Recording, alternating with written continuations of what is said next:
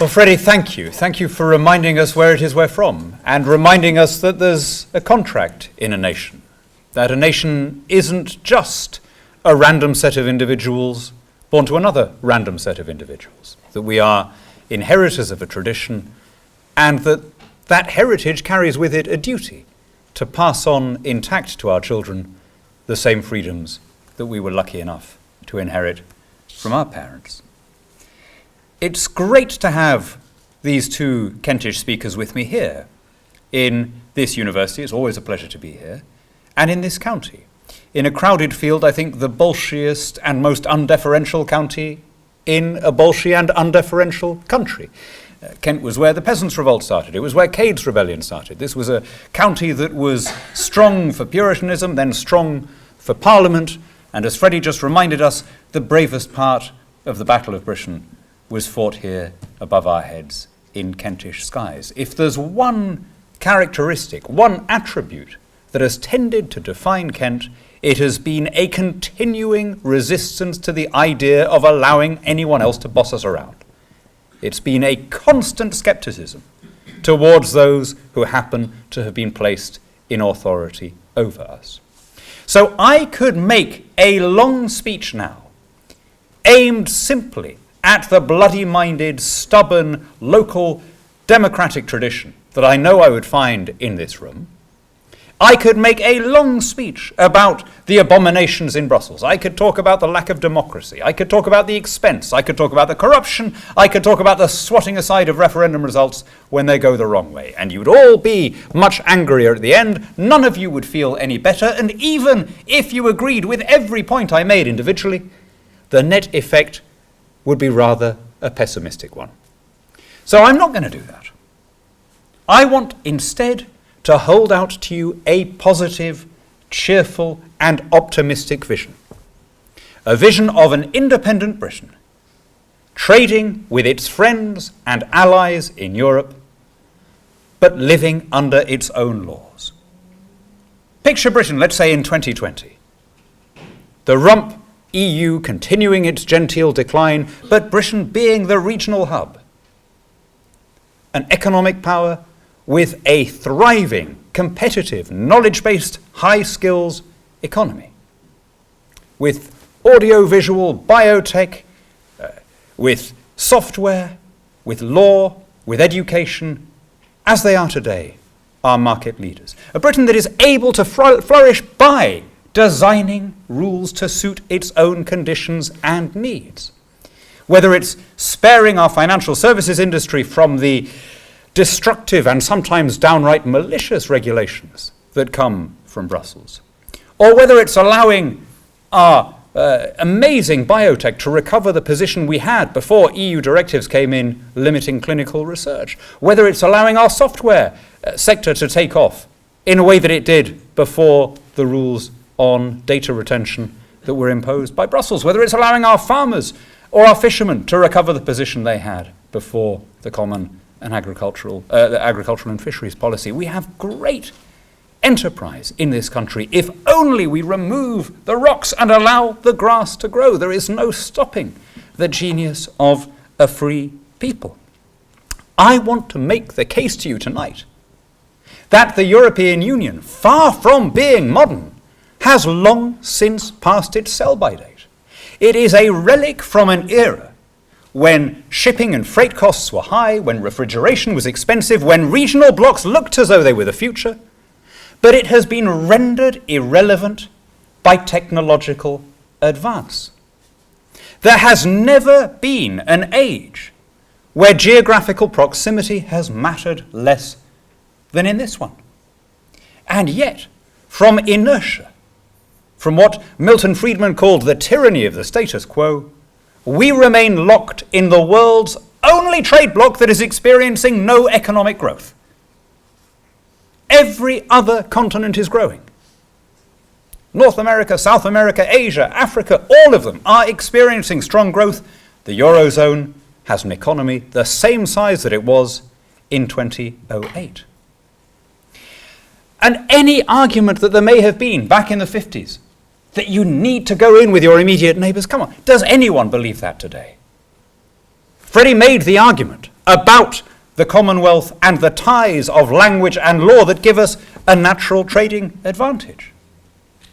Of course, left to the natural flow of commerce, a firm in my constituency will deal more easily, or at least as easily, with a firm in Ljubljana in India as with one in Ljubljana in Slovenia. The Indian firm, unlike the Slovene one, will be English-speaking. It will have the same commercial practices, the same accountancy traditions.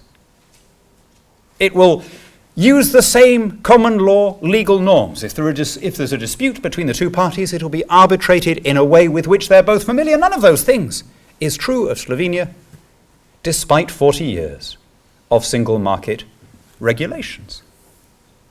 And yet we cannot sign a free trade agreement with India.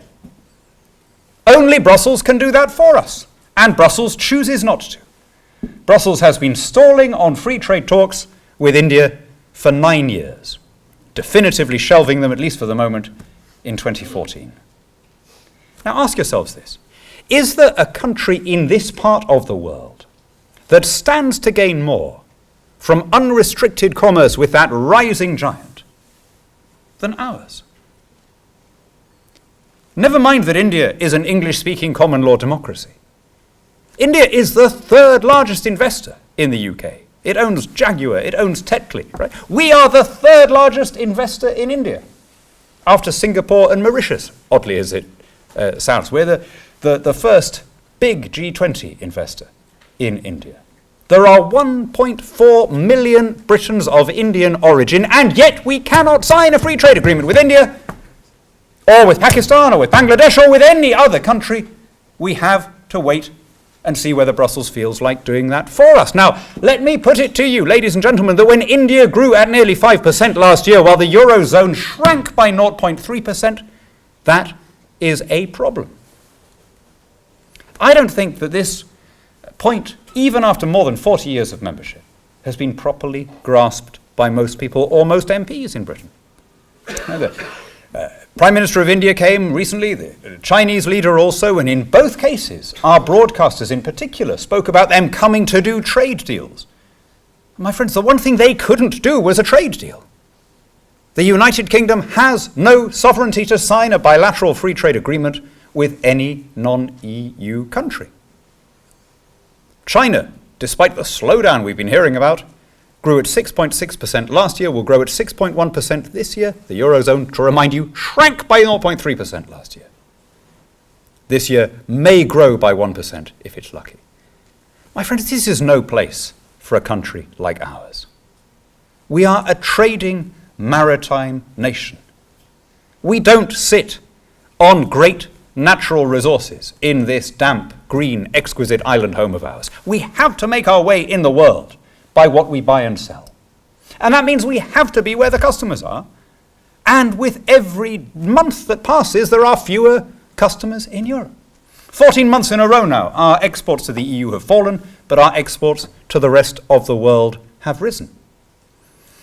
We keep on hearing from the Remain inside, they say around half of our trade is with Europe. Now it's a very Weasley use of around. Yes, around half of our trade is with Europe, if you mean that over the last 10 years it's fallen from 55% to 45%. Where's it going to be 10 years from now? Where's it going to be 20 years from now?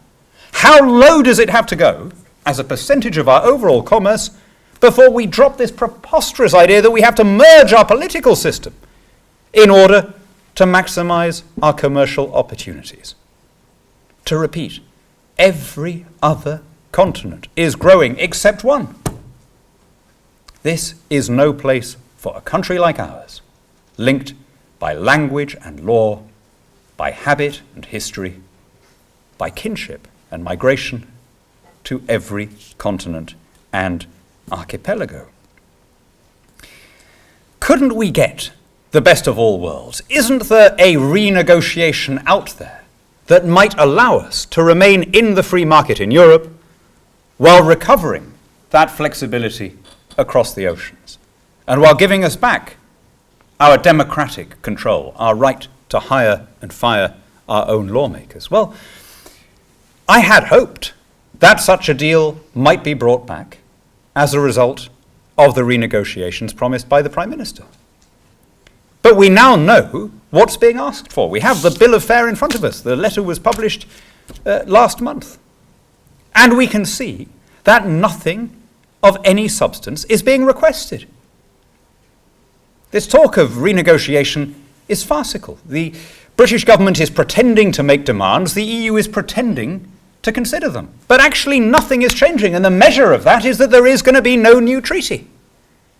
That's how the EU marks a change. It's how it measures reform. If there is no new treaty, there is no new deal.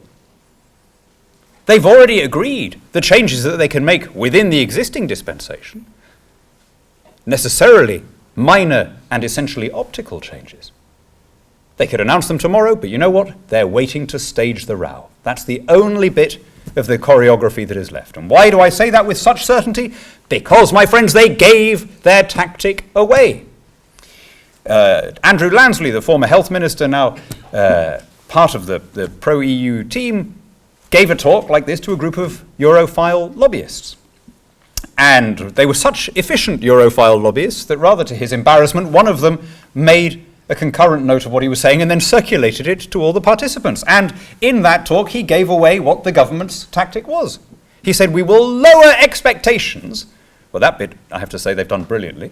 We will lower expectations, and then we will stage a fight so that people think we're in earnest. Well, that's what we're going to get next week over this limitation of benefits for migrants. Something which we could do and will do in the end through domestic legislation.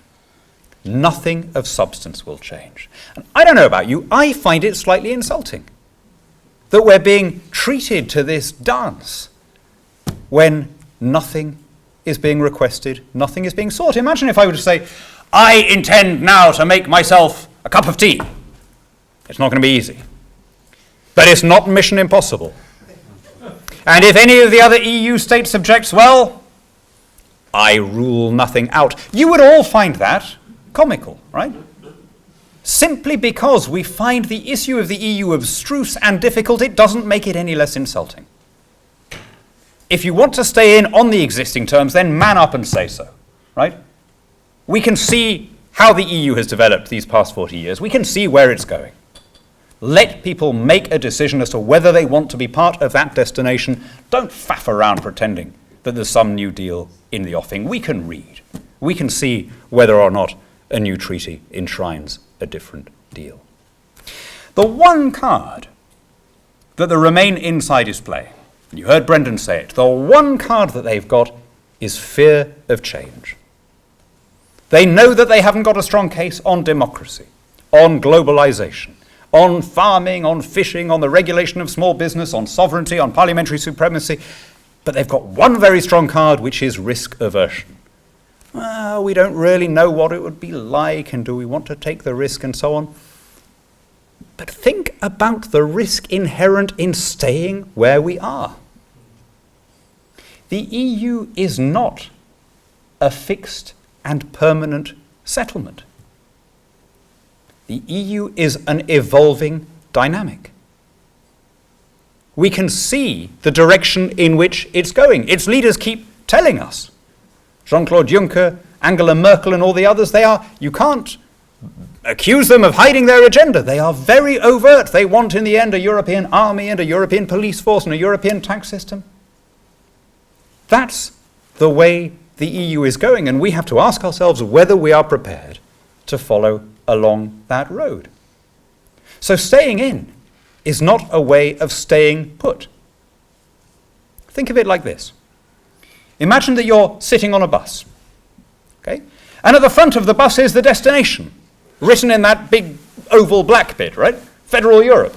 And just in case you don't get the point, the bus driver keeps on saying, we're going to have a common European army, we're going to have a common European tax system, right? He keeps telling you that insistently. Now, if you want to stay where you are, do you literally remain immobile, sitting on that bus? Or isn't the way to stay where you are to make the step off the bus, and then bid it Godspeed and wish it a good journey to its destination? We will then look on as friends and allies, as trading partners, military allies, diplomatic supporters, but we will not bargain with our democracy and we will not compromise our independence. No one suggests that if we leave the political institutions in Brussels, we would thereby be leaving the European common market. I cannot stress this point too strongly. There is a free trade zone that encompasses the entire European continent. It stretches from Iceland, which is outside the EU, to Turkey, which is outside the EU. It contains maybe 40 or 45 states or territories, depending on whether you count, the Channel Islands as a separate country and so on. 28 of those countries are in the EU, the others are not, but there are no trade barriers in that zone. Last year we voted to extend it to Moldova and Ukraine. Right now, extending it to Ukraine turned out to have consequences beyond just the trading ones, as it turned out. But here's the thing. Every single country in Europe, with only 2 exceptions, is now part of that free trade area. The only 2 exceptions are Belarus and Russia, which have chosen to stand aside and instead establish a Eurasian Union with some Central Asian republics. Is anyone expecting us to believe that Britain, if we withdrew from the political structures of Brussels, would somehow be walking out of that common market which every other country in Europe is part of, EU or non-EU? I have to tell you, in 16 years working for you as your MEP, I've never heard anyone in Brussels suggest it, nor do I know a single British Eurosceptic who wants it. Such a Eurosceptic may exist, but I have yet to make his or her acquaintance. So please, let's talk about what's actually being discussed.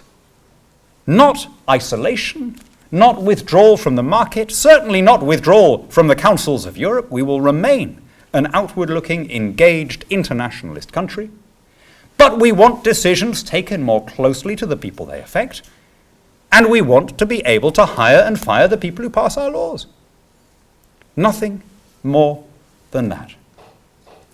I have to say, I'm speaking to you as a member of the European Parliament who speaks French, who speaks Spanish, who's lived and worked all over Europe. I have no objection, and I don't know of anyone on the Leave campaign who objects to the idea of cooperation with our friends across the Channel, right? No one is suggesting that. The problem with the EU is not that it brings together neighbouring countries to collaborate to achieve collectively what they can't achieve singly, right? Can we take it for granted that we're all in favour of that? You'd have to be insane to object to cooperation and arbitration of common disputes with your immediate neighbours. The problem with the EU is it doesn't stop at national borders. It goes on to regulate and micromanage. There is almost no government department here that is not affected by EU regulation, regardless of whether or not its functions are cross-border. Okay? To pluck some random examples, the hassle you have to go through to open a bank account these days with all of your old utilities, but that's the EU's money laundering directive. The shift from weekly to fortnightly recycling collection, that's the EU's landfill directive.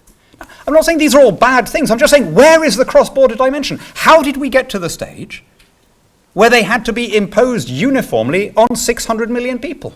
Can't they be determined through our own local or national democratic mechanisms? I am required by EU law to drive my children around in car seats until they reach either the age of 12 or a minimum height. I'd been looking forward to discarding the wretched yogurt-encrusted blobs at a much earlier stage than that. I speak obviously of the car seats, not of the children. You may agree or disagree about the car seats. The problem is, the question is, how on earth did that come to be a Brussels responsibility? Right? Where is the intrinsically cross-border dimension there? This is the problem with the EU. It has an unlimited appetite for power, and the flow of power is all one way. And the only way to check that flow of power is to take back the right to decide when something becomes law in this country. Ultimate, awesome power of coercive force deployed by the state should not be given to people in Brussels whom we cannot vote for and whom we cannot remove from office. In the run-up to the recent Greek election, Jean-Claude Juncker said something slightly eerie. He said, "There can be no democratic choice against the European treaties." There can be no democratic choice against the European treaties. Ponder that. Right? He meant it. Cast your minds back to 2011, when in Italy and in Greece we saw Brussels-sponsored civilian coups, putsches in which elected prime ministers were toppled and replaced by Eurocrats. Respectively, Mario Monti, former vice president of the European Commission, and Lucas Papadimos, former vice president of the European Central Bank. Neither man had ever been elected. Both headed what were called national governments, but were in reality governments put together for the sole purpose of implementing policies that the nation had just voted against. There you saw the apogee of what's wrong with the Brussels system. Apparatchiks in Brussels ruling through apparatchiks in Rome and Athens, with the people and their elected representatives cut out altogether. Now, saying these things doesn't make you anti-Europe. I mean, for heaven's sake, if our country were run that way, if we were governed by 28 unelected British commissioners, and if those commissioners, as a consequence of being invulnerable to public opinion, immune from the ballot box, had come out with such spectacular failures as the Common Agricultural Policy, the Euro, the Schengen area, the Common Fisheries Policy, I'd be against that too, right? I hope all of you would be. That wouldn't make you anti-British. It wouldn't make you Anglo-skeptics. It would make you Democrats. And so I want to leave you with a case for a global, internationalist, outward-looking, prosperous and independent Britain, engaged with every continent, including Europe, taking decisions determined by its own domestic conditions and needs, working with friends and allies all over the globe. The idea that we can't do it, the idea that we're too small to survive, that we're some feeble country, I mean, how big do you have to be before you're able to live under your own laws? Look around Europe at the other countries outside the EU. Right? There's an annual list of the most prosperous places in the world. It's published every year by the Legatum Institute. You know what are the richest countries in Europe? Switzerland and Norway. Spot the connection. Now, of course, people might say, oh, well, money isn't everything, All right. The UN, they do a quality of life index. It looks at literacy and longevity and healthcare. And guess what their top two are? Well, they reverse the order, Norway and Switzerland. I think there's a theme here. Now, I'll tell you, I've noticed something in debates. When people cite, or when I cite a foreign example, in however narrow and limited a context, I am guaranteed to be told an unrelated fact about the country that I've just cited. It's one of those standard debating truths, right? You mention Norway and you're told, well, they've got oil. You mention Switzerland, well, okay, they haven't got oil, but I don't know, they took Nazi gold or something. Do you know what? So what? We're talking about even if that were true, we're talking about their relations with the EU. But here's the thing, right? If even Norway and Switzerland, the other two Western European advanced countries, if even they are too exotic to serve as an example of a post-EU Britain, how about Guernsey, right? If I'm not even able to draw a parallel with the Channel Islands, then truly we should just give ourselves up completely to introversion and solipsism. The Channel Islands are English-speaking common law territories. They share our head of state. They share our parliamentary system. They watch the same TV as us. They have the same road systems as us. In fact, they are like us in every respect, except one. They are outside the European Union. Now, I can't help noticing that they've made a pretty good fist of that. As recently as the 1980s, Guernsey's economy was based on tourism and tomatoes. Now it is one of the wealthiest territories in the world, precisely because it's been able to exploit the advantage of not being subject to damaging EU regulations. There is a tremendous future for us out there. If Switzerland with 8 million people, if Norway with 5 million, if 60,000 Guernseymen are able to furnish their peoples with such a high standard of living, how much more could our country 65 million strong, a merchant nation connected by its enterprising energies to every corner of the globe. There's a new Bond movie out. I'm taking my children to see it at the weekend, and I was thinking of the last one, of Spectre. And there's that wonderful scene where Judi Dench is playing the head of intelligence, and she quotes Tennyson's Ulysses, and she applies it to our place in the world. Though we are not now that strength which in old days moved earth and heaven, that which we are, we are. My friends, we are the 5th largest economy in the world. We have the 4th largest military budget on the planet. We are one of 5 permanent seat holders on the UN Security Council, one of the group of 8, one of the group of 20, NATO founding member, centre of the Commonwealth. We have the world's most widely spoken language. We have the world's best universities. How much bigger do we have to be before we're able to run our own affairs? Though much is taken, much abides. And though we are not now that strength which in old days moved earth and heaven, that which we are, we are.